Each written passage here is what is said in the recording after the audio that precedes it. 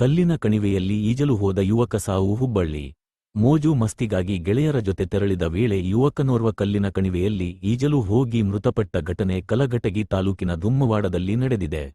ಹುಬ್ಬಳ್ಳಿಯ ಸಿದ್ದಾರೂಢರ ಮಠ ಬಳಿಯ ಶಿವಶಂಕರ ಕಾಲೋನಿಯ ನಿವಾಸಿ ಸುಮಿತ್ ಎಂಬಾತನೇ ಸಾವನ್ನಪ್ಪಿದ ಯುವಕನಾಗಿದ್ದಾನೆ. ಗೆಳೆಯರೆಲ್ಲ ಸೇರಿಕೊಂಡು ಪಾರ್ಟಿ ಮಾಡಲು ಹೋದ ವೇಳೆ ಬಿಸಿಲಿನ ತಾಪಕ್ಕೆಂದು ಕಲ್ಲಿನ ಕಣಿವೆಯಲ್ಲಿ ಈಜಲು ಹೋದಾಗ ಈಜು ಬಾರದ ಸುಮಿತ್ ಸಹ ಇಳಿದಿದ್ದಾರೆ. ನೀರಲ್ಲಿ ಬಿದ್ದು ಕಲ್ಲಿನಲ್ಲಿ ಸಿಲುಕಿಕೊಂಡು ಮೃತಪಟ್ಟಿದ್ದು, ಕೊನೆಗೆ ಅಗ್ನಿಶಾಮಕ ದಳದವರು ಬಂದು ಕಲ್ಲಿನ ಕಣಿವೆಯಲ್ಲಿ ಇಳಿದು ಸುಮಾರು ಗಂಟೆಗಳ ಕಾಲ ಕಾರ್ಯಾಚರಣೆ ಮಾಡಿ ಶವವನ್ನು ಹೊರತೆಗೆದಿದ್ದು, ಮೃತರ ಯುವಕನ ಕುಟುಂಬದವರ ಆಕ್ರಂದನ ಮುಗಿಲು ಮುಟ್ಟಿತ್ತು.